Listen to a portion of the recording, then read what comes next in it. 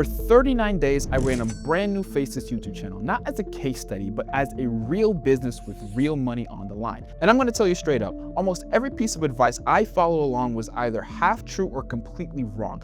More production value doesn't equal more revenue. CTR barely moves the needle, and the metrics that you think matter actually don't. In this whiteboard tutorial, I'm going to break down the reality versus the fantasy, the roles that you hire for, and which one are already being replaced by AI, the numbers that actually predict the income, and what you genuinely need to run this as a business. If you're thinking about starting a Faceless channel, watch this before you spend a single dollar. All right, so the first thing that I wanted to talk about was reality versus expectations.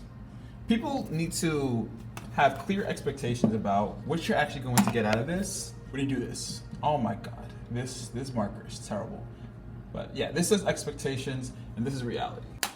This marker is so cooked, but whatever. Get rich overnight. So a lot of people, they start Faceless YouTube. They think that, you know, they're gonna upload a video for the first time and their channel is going to explode, right? They're just going to get 10 million views. They get like thousands of dollars, right? Like no, right? And if you are able to get that on the first try, you were possibly one of the most luckiest people to ever exist. But honestly, in reality, it actually is consistency, because the case is you need sometimes 10, 12 videos in order to even get off the ground, right? For me, honestly, when I started actually taking Faceless YouTube seriously, it took me about 20 videos to really start seeing good profit.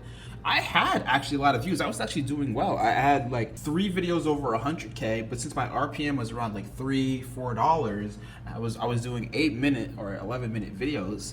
Like I actually didn't break even yet, right? So like my coach was like, hey, you know, you have a lot of traction on this channel. Are you happy? And I was just like, no, I'm not happy. I wasn't making any profit, right? In fact, I was losing money in the first month. So consistency definitely is more of a reality than get rich overnight. Another expectation is that it's going to be easy.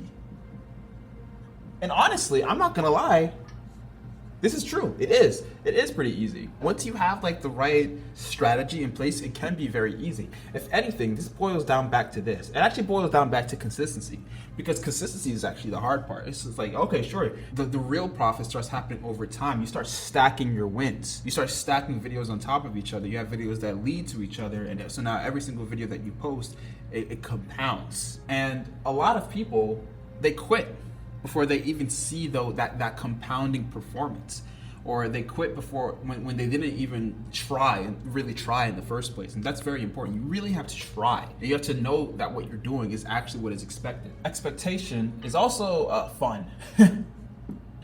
Fun. People think that they could just have fun with it, and in a way you kind of can. However, it's more planned, right? You have to be very deliberate with Faceless YouTube. So like picking your niche, right, is very important. However, the niche that you may want to get into is probably not the one that you should actually do, right? Because like, think about it. A lot of young people, right? Young people, when I first started off Faceless YouTube, or actually not even Faceless YouTube, when I first started a YouTube channel in general, you know, I wanted to do League of Legends content. I wanted to do gaming content. Everyone wants to be a gamer, you know, get paid to make games. And that is honestly it can be a decent niche if you go into a game or an area that is very low in supply and has a lot of demand. However, for most people, they just want to go play Fortnite, go play, you know, Apex Legends, go play CS:GO, go play League of Legends, go play these very big games that have 100,000 people, 100,000 channels, all making content, all who are you're competing with pro players. Like content creators who don't even care about the money. They want to do it for fun, because if you're doing this honestly, you probably want to make a profit out of it, especially me. I want to be able to live good if I'm being able to do this type of stuff, right? So fun, it can be the case, but what really matters is planning, is preparation. It can be pretty boring.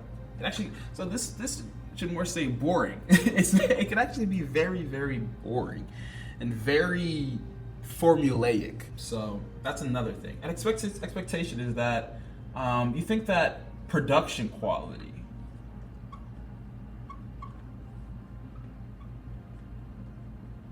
is important, or important quality, or equals views even. And this couldn't be farther from the truth. We have so many examples. If you were here around like a few months ago, there was a very big World War II trend happening where a lot of faceless YouTubers were making World War II content because they had one channel that was a World War II channel, and it was basically just 3 images in the entire video and an AI voiceover, and they literally made $100,000 in 1 month. And somehow you can see channels doing $100,000 in a month and with 3 images and a voiceover, and you could think that production quality is important. It's not.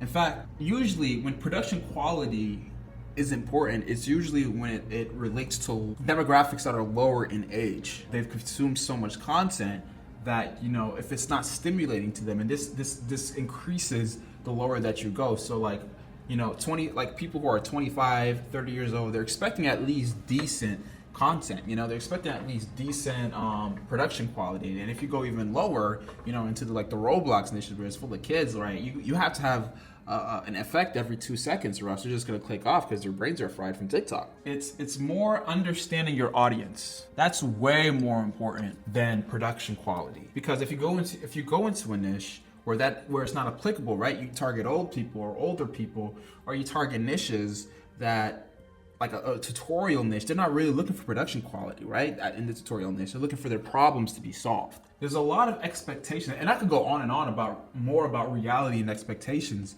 but in reality, faceless YouTube is a business, and usually people aren't prepared for that. Like the whole point of a business is to make money, right? So yeah. So let's move on. So these are the roles required. So honestly, the roles can depend on the type of niche that you're in, but honestly, you're pretty much gonna have usually 4 people besides yourself, because you're supposed to be the one who creates the ideas.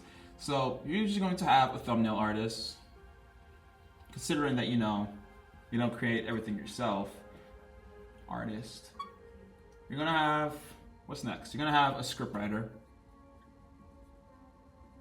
You're gonna have a voiceover artist, and you're going to have an editor. And it's so funny, you know, it's fun. I said I ran a faceless YouTube channel for 39 days, and here's what happened. But honestly, I ran a faceless YouTube automation channel, really, because I had other people doing things for me. Honestly, you could decide to do all of this yourself, right? But in my experience, this also leads to burnout very, very fast. This will lead to burnout really, really fast, because if your goal is to make as many good quality videos, then your goal is actually just this. All of this doesn't really matter, right? It matters, but at the same time, it doesn't matter. The real things that really matter is like this, the thumbnail artist, because this goes hand in hand with your idea. And the problem with this just in general is that a lot of this stuff. Oh, I said artist twice. Whoops. I should be editor. A lot of this stuff could be really outsourced to AI, right? Because let's think about it. Thumbnail artists, you could outsource this to AI a little bit. Not really. You probably want to have some supervision over it. It's not going to be completely outsourceable, but it could be outsourced to AI. A scriptwriter, also AI. Voiceover artist, you got 11 Labs, AI. The only thing and if you're in a niche, sometimes if you're in the right niche, an editor also could be outsourced to AI. Sometimes you don't even need it. Or it could be like outsourced to like a VA, which is a virtual assistant. I'm not gonna write that down. It's a virtual assistant. You can kind of be creative with the roles that create your video. And these days, AI, it is so easy to just take one of these roles and almost completely replace them. Or better yet, you're the operator. So instead of being, let's say that you're the operator, because that's if you're trying to create a channel, you're trying to make money, you're trying to make this into a business, you're more an operator, right? Than you are like any of these specifically. You want all of these to be managed. You want a manager. So eventually, this won't even be a thing for you. Anytime you find yourself involved into any one of these directly, you're screwed. You're screwed. You should, like, of course, you know, if you do it for the love of the game, you know, you want to be the voiceover artist because you're dependable and you have a good setup. You want to be a script writer because, you know, you could possibly just do it with AI anyway. Maybe you have some experience script writing. But in my experience, you always want to outsource these, or better yet, outsource these to someone who already understands AI. That's even the best case scenario. The person who you're hiring understands AI. You want them to take care of it. You never want to be taking care of any of these yourself. So let's talk about something also equally important, the metrics that actually matter. You know, you'll have so many buzzwords in the YouTube space. You'll have CTR, right? You'll have number of uploads per week, right? You'll have subscribers. You'll have watch time. You'll have views. And honestly, most of this shit doesn't matter. It really doesn't. CTR, which stands for click-through rate, it's such a fickle tool or thing to look at, because if you actually like look at your videos, you pocket watch your CTR, right? Unless it's something absurdly low, like 1.0 or something like that, like your CTR actually doesn't matter, because the more that your video is pushed out, the lower the CTR actually goes. Looking at CTR is kind of, it doesn't do anything. Unless it doesn't tell you enough information. Watch time is also a weird one. Watch time, unless it's something absurdly low, right? Like you have a 1 hour video and people only watch like 3 minutes of it, then that's bad.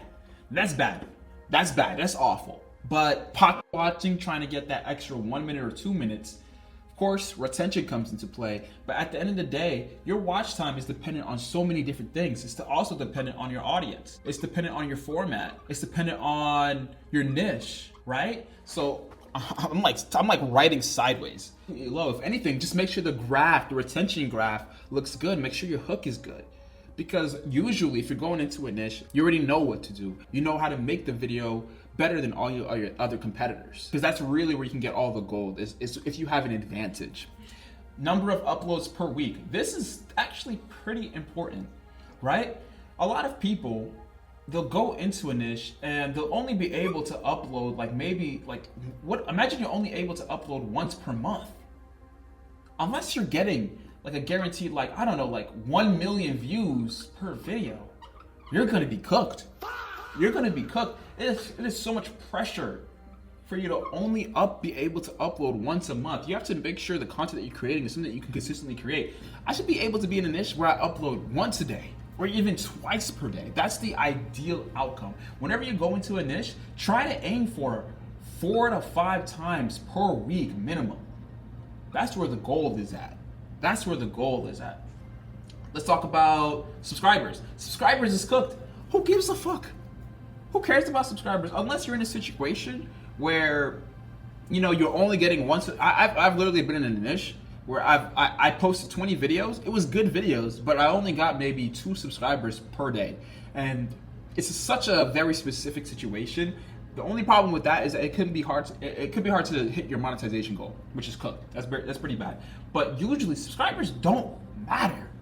They don't matter. The only thing that matters is views and watch time. I'll say views, watch time, and audience. Once again, the audience. Because audience also correlates to RPM. And that's really important. So that's really, I would only care about watch time. So literally over here, I said audience, format, and niche as well. These are the only 3 that really matter. Your audience, format, niche, your views, and these are literally 2 the same thing. So literally only your views, your audience, and your RPM. And the only reason why I say watch time is because your watch time can also affect your RPM. That's about it. All right, so I've been rambling for a little bit, so I'm just going to leave you off with 2 things that really determine if you make it or not, okay? So the first thing is going to be patience. If you're entering this game, my mans, you most likely have no idea what it is that you're doing, and you're in a bit of a competitive place, right? Faceless YouTube, everyone wants to do faceless YouTube, or at least it feels like that, because it's a pretty fun business model. But a lot of people, they don't think of it as a business, right? Like, what do you really think about when you talk about business? You think about costs. You think about margins, right? Like, these are the things you should be taking into consideration before you even start. Like, what are going to be my costs per video? What are going to be, how much am I going to take home from each video? Like, what am I going to get out of this? Because if you go into a niche and you have no way to be profitable, you're going to be cooked, right? Because you can't scale. How are you going to scale without costs and margins, right? You have to track them, or at least go into a niche where you're basically programmed to win. You have to make it impossible for you not to win. Another thing that you have to be ready to do is you have to be ready to iterate and pivot. A lot of people, they'll keep trying one thing over and over and over and over again, right? You gotta be ready to just accept that you failed. And the faster that you realize, I have a whole story about how I literally started out 2025 in the wrong niche, and I was probably growing at a rate of probably like $50 a month. So I would make, it was evergreen. I was in an evergreen niche, and I was making $50 more each and every month. And that may seem super consistent, but if I actually multiply that by like 12, I make $600 more each year. And this is a trap that I fell into, because this can look very desirable to someone, because it's like, oh, that's not too bad. I'll just wait for 4 years and I'll make $2,400, and I'll keep doing it year after year after year. And every single year that I'm on YouTube, I'll just continue to make more and more money. And there are so many things wrong with this mindset. I'm going to tell you why right now. I'm going to tell you why. Number one reason is that opportunities, right? You have so much opportunity on YouTube. There are so many different niches. There are so many things that you should be doing. The last thing that you should be thinking about is extra $600 per year. Trust me, I was here. I was thinking to myself. And there's also an opportunity window, right? Do you know how easy it is to be a faceless YouTuber now? How easy it is for anyone to just start a channel? Like 4 or 5 years ago, AI didn't exist, right? Now, everyone could just start a faceless YouTube channel. They can just ask AI what to do, and it'll work. What's the next 5 topics I should make? Scan the entire niche for competitor videos and tell me what's trending in that niche so I can make a video on it. Do you think this could happen 4 to 5 years ago? No. There is an opportunity window right now like no other. You should be trying to go for the best opportunity. Look for the best opportunity. This right here, that's not the best opportunity. It's an opportunity, yes, but it's also a fragile opportunity. Who knows how long this is going to be for? No one knows. Who knows if Google decides to just replace every YouTuber with AI in like 2 years, right? Because OpenAI tried to do that with Sora. They literally had an entire feed that was all AI. There was no creators. Of course, it closed down, which is probably not helping my case. But at the end of the day, these are the things that are happening. And this is how fast technology is advancing. So if you're going to start a faceless YouTube channel, I recommend that you start it yesterday, right? So hopefully this has helped you guys. This is all that I've been able to learn, because honestly, there's so many developments that are happening these days. I can't tell you how fast technology is improving and how fast you need to act on opportunity right away. So I'm going to help you even further. I have a whole tutorial on how to find a niche for your faceless YouTube channel, how to find profitable faceless YouTube channels. I'm going to put it on the screen, and I want you to click it. And if you're actually interested in making it, I promise you this is the exact same strategy that I use in order to start my channel, and it's going to help you too. Hopefully this video helped, and I'll catch you in the next one.